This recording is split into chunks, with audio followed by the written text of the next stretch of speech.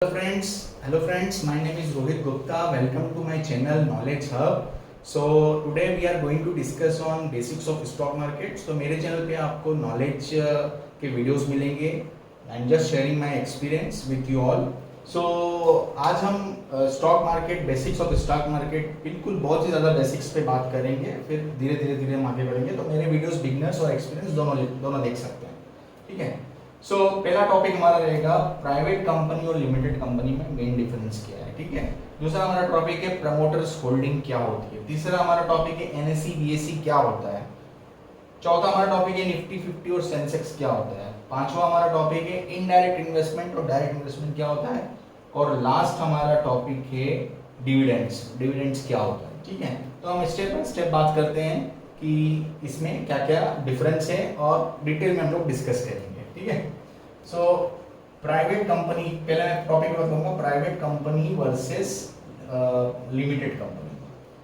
सो इसमें बहुत ज़्यादा डिटेल में जाने की जरूरत नहीं है. अगर आप गूगल पे सर्च करोगे तो बहुत ज़्यादा 5 to 6 पॉइंट आ जाएंगे. लेकिन अगर मेन डिफरेंस आपको जानने के लिए जानना है सो सिर्फ इतना जानिए कि प्राइवेट कंपनी लिमिटेड कभी भी लिस्टेड नहीं होती है. Can't be listed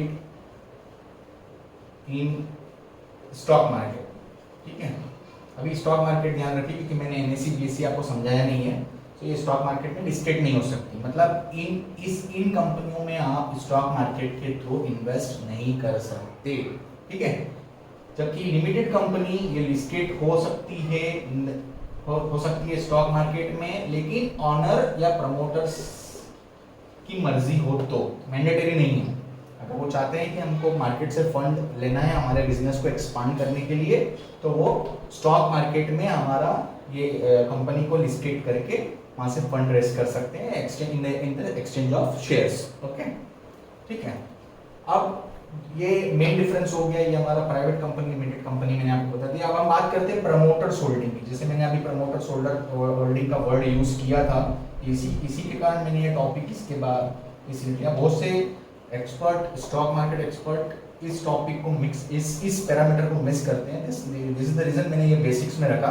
promoters holding is one of the best indicating parameter कि वो कंपनी का शेयर हमको खरीदना चाहिए या नहीं खरीदना चाहिए. ठीक है. सो प्रमोटर्स होल्डिंग क्या होती है. जैसे एक एग्जांपल के तौर पे मैंने एक कंपनी बनाया. ठीक है.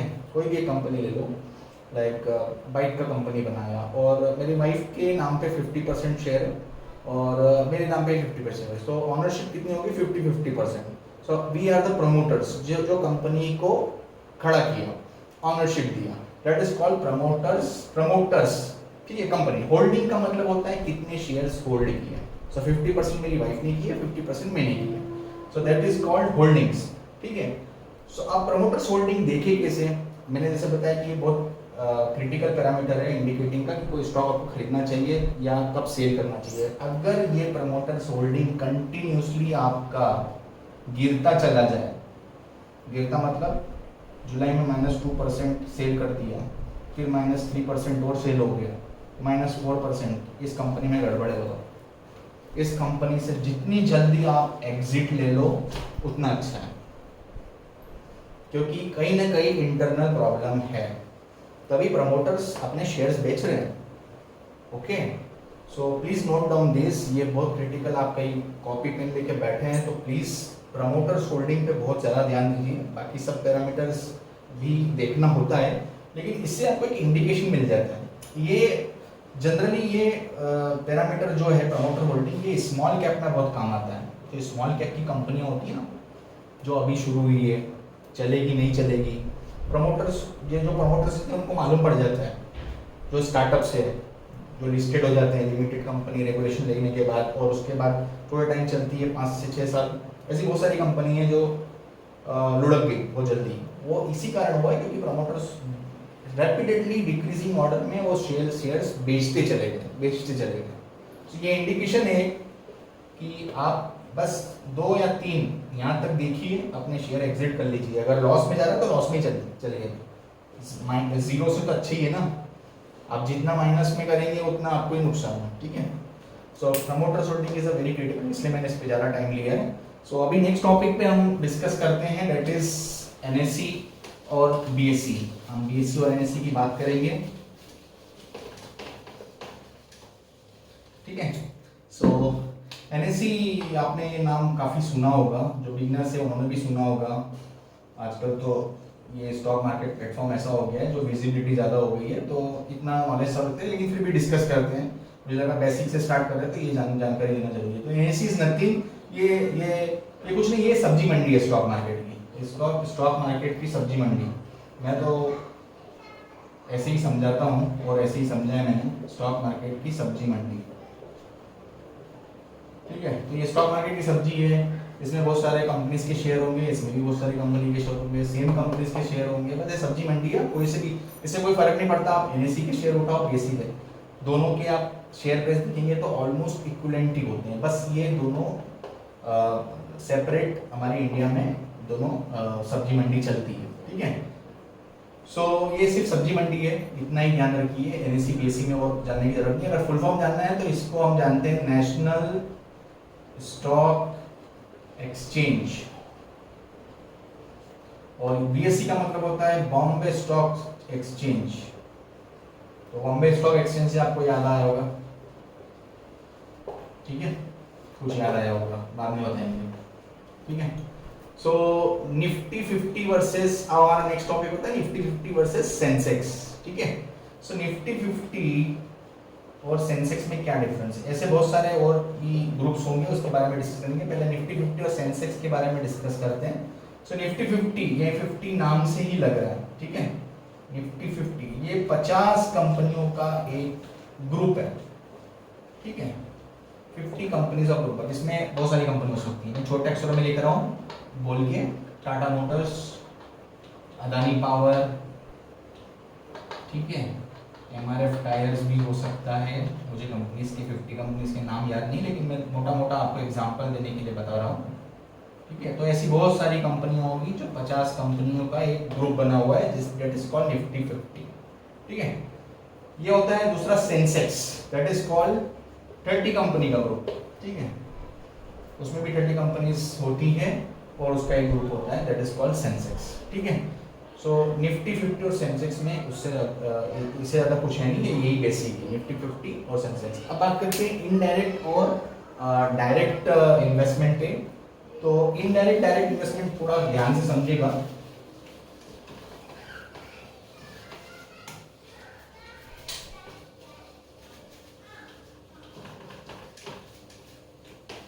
ठीक है, सो इनडायरेक्ट इन्वेस्टमेंट, इनडायरेक्ट इन्वेस्टमेंट जो होता है, सॉरी, पहले हम डायरेक्ट इन्वेस्टमेंट के बारे में डिस्कस करते हैं। डायरेक्ट इन्वेस्टमेंट मैं दोनों लिख देता हूं यहाँ पर, और एक इनडायरेक्ट इन्वेस्टमेंट। सो इन दोनों में सिर्फ मेन डिफरेंस तो केवल यही है कि ये डायरेक्ट स्टॉक मार्केट में इन्वेस्ट करता है और ये म्यूचुअल फंड में इन्वेस्ट करता है। तो इसको थोड़ा डिटेल में समझेंगे कि ये है क्या। ऑलमोस्ट जो थोड़ा बहुत नॉलेज रखता है उनको आइडिया तो हो गया what I am trying to say. तो डायरेक्ट इन्वेस्टमेंट कुछ नहीं होता है, जो मैंने निफ्टी 50 जो बताया था, इसमें जो 50 कंपनी है, आपने एक डीमैट अकाउंट खुलवाया, निफ्टी 50 के कुछ स्टॉक मार्केट में 1 लाख रुपए थे, 1 लाख में से आपने 10-10 हज़ार रुपए आपने कुछ कंपनीज में डाल दिए और डिवाइड कर दिया, अपने हिसाब से डिस्ट्रीब्यूट कर दिया, आपको जो भी लगा हो।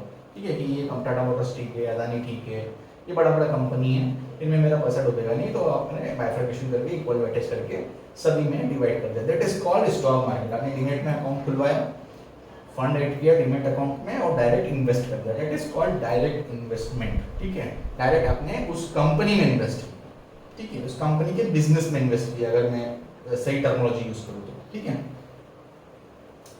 लेकिन what is mutual fund, indirect investment. Mutual fund होता है, नाम से कभी भी किसी चीज को समझना है तो आप वर्ड को ब्रेक कीजिए। इंग्लिश का सबसे आसान तरीका है समझने का, म्यूचुअल। म्यूचुअल मीन्स बहुत सारे, फेसबुक में आपने नाम सुना होगा म्यूचुअल फंड्स, वैसे ये म्यूचुअल फंड। ठीक है, so mutual fund is what, कि मैंने किसी एक पर्सन को, एक पर्सन समझिए, अभी पर्सन को पैसा दिया, ठीक है, और एक दूसरा पर्सन है विपिन, उसने उससे भी पैसा लिया, राहुल से लिया, अजय से लिया, ठीक है, और उसने ये पैसा कहीं पर इन्वेस्ट कर दिया, ठीक है। अभी आपके दिमाग में आएगा कि वो पैसा लेके भाग गया, तो that is not possible, because वो कोई आदमी नहीं है, वो कंपनी होती है, वो सेबी रजिस्टर्ड कंपनी होती है, ठीक है। कोई भी कंपनी उठा लो आप, बड़े बड़े कंपनी है, म्यूचुअल फंड कंपनी बन चुका है अभी, मोतीलाल ओसवाल है, HDFC है, SBI है, ठीक है, एक्सिस है, ICICI प्रूडेंशियल है, सो बहुत सारा म्यूचुअल फंड में हमारा कंपनी आ चुका है ऑलरेडी। सो ये क्या करते हैं, ये सबसे पैसा लेके फिर इसमें इन्वेस्ट करते हैं स्टॉक में। सो प्रोसेस ही है, अगर मैं इसको ऐसे समझाने की कोशिश करूँ, ये इन्वेस्टर हो गया, ठीक है, ये म्यूचुअल फंड कंपनी हो गई, ठीक है, यहाँ से पैसा मेरा फ्लो इधर हुआ, इधर डेबिट हो गया, ठीक है, ये म्यूचुअल फंड पैसा फिर बहुत सारी कंपनियों में गया, ये डिस्ट्रीब्यूट करेगा, ये इसका हेडेक है। अच्छा, इसकी जरूरत क्यों पड़ी, ये भी दिमाग लगाते हैं, क्योंकि बहुत से लोग होते हैं जो टेंशन नहीं चाहते हैं। See this is a risky business, ये ज़्यादा रिस्की है, ये रिस्की है लेकिन उतना नहीं है। ये अगर 5 साल आपने होल्ड कर दिया तो आपको पॉजिटिव रिटर्न ही देगा, लेकिन इसका गारंटी नहीं है। 5 साल होल्ड भी किया, हो सकता है कंपनी में पैसा लगाया, वो कंपनी डूब गई, बंदी हो गई, लेकिन ये बंद नहीं हो सकता। ये बहुत रेयर केस में अगर कोई म्यूचुअल फंड फ्रॉड कर गया, बहुत रेयर केस में, it is next to impossible, क्योंकि ये सब सेबी रजिस्टर्ड है और सेबी पीरियडिकली अपने ऑडिट्स, इंटरनल ऑडिट्स कराती है, ठीक है। सो बहुत रेयर केस में, ठीक है। और एक कंपनी अगर डूबेगा भी, इसमें अगर एक कंपनी डूब भी गया तो उसका परसेंटेज 1% रहेगा, 1% या 2% रहेगा, क्योंकि वो किसी म्यूचुअल फंड में निफ्टी 50 में लगा होगा, किसी निफ्टी 100 में लगा होगा, जैसे 50 कंपनी ऐसे निफ्टी 100 भी होता है, ठीक है। तो देयर आर मल्टीपल ग्रुप्स, तो उसमें पैसा लगा होगा, तो वो डिस्ट्रीब्यूट होता है। तो आपका पैसा क्या हो रहा है ना, यहाँ पर डिस्ट्रीब्यूट हो रहा है, इसलिए यहाँ पर रिस्क कम है। लेकिन दूसरी चीज, यहाँ पर रिटर्न्स थोड़े कम होते हैं इसके कंपैरिजन में। आप अगर इसमें अगर पैसा लगाते हो अच्छी कंपनी में, तो आपको रिटर्न्स बहुत जल्दी मिलते हैं। कभी कभार यहाँ पर म्यूचुअल फंड जो पीरियडिकली अगर CAGR में बोलूँ तो 12% रिटर्न तो इजीली मिलता है, अगर 3-4 साल अगर आपने होल्ड कर लिया तो। लेकिन यहाँ पर किसी एक कंपनी ने पैसा लगाया, ठीक है, हो सकता है वो 30% ऊपर बढ़ जाए एकदम से 6 महीने के अंदर। 6 महीने के अंदर ही हो सकता है आपको 30% मिल जाए रिटर्न तुरंत। लेकिन क्या होता है ना, लालच, आपको आ जाता है लालच, ग्रीडी, कि मैं 6 महीने और रोकता हूँ, धड़ा, ठीक है। तो please note this, target decide कर लो, मुझे एक स्टॉक से कितना चाहिए। बहुत सारे एक्सपर्ट बोलते हैं अगर आपने 18% रिटर्न स्टॉक से कमा लिया, दैट इज ओके, आप एग्जिट कर लो। टैक्स काट के भी अगर लोगे तो 15% आराम से निकल जाएगा, ठीक है। सो ये इन्वेस्टर और इनडायरेक्ट फंड, और इन्वेस्टर हमने डायरेक्ट इन्वेस्टमेंट और इनडायरेक्ट इन्वेस्टमेंट आज सीखा। म्यूचुअल फंड बताया मैंने, स्टॉक में कैसे इन्वेस्ट करना है ये बताया, रिस्क कैपेबिलिटी बताई कि किसमें रिस्क ज़्यादा है, रिटर्न्स भी इसमें ज़्यादा है, लेकिन वो आपको देखना पड़ेगा कि आप कितना रिस्क ले सकते हो, ठीक है। सारा पैसा आप स्टॉक मार्केट में ना लगाएं, थोड़ा म्यूचुअल फंड में डालते रहें, वो थोड़ा इसमें डालते रहें, ठीक है।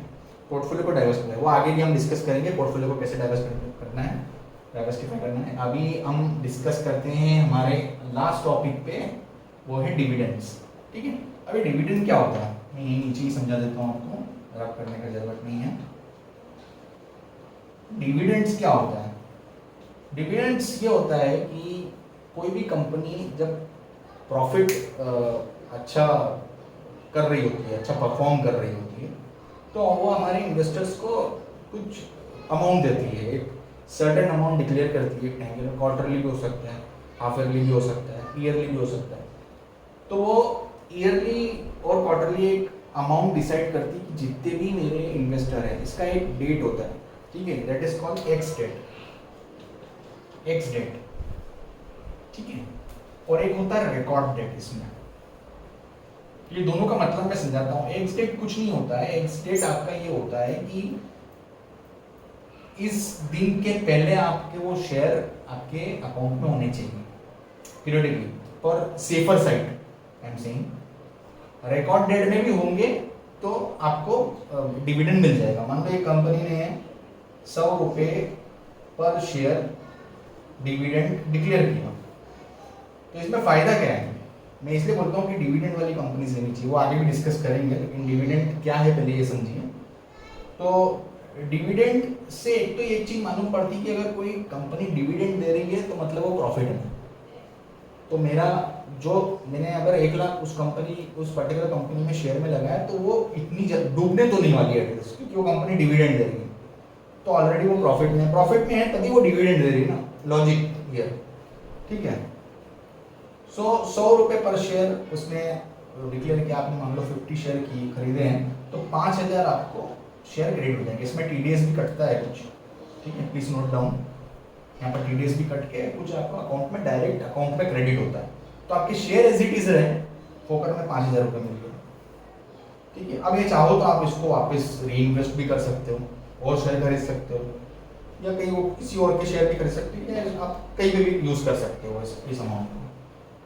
और दूसरा चीज, जो शेयर आपके जो कंपनी में शेयर में पैसा लगा है वो तो एज इट इज है, वो तो बढ़ ही रहा है, साथ में डिविडेंड मिल रहा है, ठीक है। तो dividend is nothing, it is the additional bonus, you can see, terminology dividend बोलते हैं, लेकिन additional bonus to given to the investor for benefits, to motivate the investor कि आप इन्वेस्टेड रहो, आप हमारे शेयर में इन्वेस्टेड रहो। सडनली क्या होता है ना, कभी कभी ऐसा भी होता है कि एकदम से किसी कंपनी का शेयर एकदम फॉल करता है विदाउट एनी रीजन। कंपनी अच्छा परफॉर्म कर रही होती है लेकिन शेयर एकदम से डाउन लगता है, तब भी कंपनी डिविडेंड डिक्लेयर कर देती है कि चलो डिविडेंड के बहाने ही मेरे कुछ लोग शेयर तो खरीदेंगे, चलो डिविडेंड डिक्लेयर कर। ऐसा होता है लॉजिकली, बहुत सी कंपनीज ने किया है ऐसा कि मार्केट क्रैश हुआ है, लेट्स डिक्लेयर डिविडेंड, हमने डिविडेंड डिक्लेयर नहीं किया काफ़ी टाइम से तो डिविडेंड डिक्लेयर कर देते हैं, ठीक है। ये डिविडेंड का टॉपिक हो गया। तो आई होप आपको आज मेरे सारे टॉपिक समझ में आए होंगे, और मैंने डिटेल में नहीं, मैं ब्रीफ बोलूँगा, लेकिन इतना भी समझ लिया है आपने तो ये आपको आगे स्टॉक मार्केट में आपको अगर इन्वेस्टमेंट करना है और नॉलेज लेनी है तो ये आपको काम ही आएगा।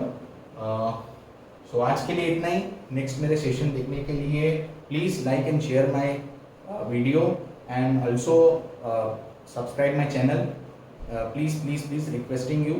Thank you so much. Thank you, Matt. Have a good day. Thank you.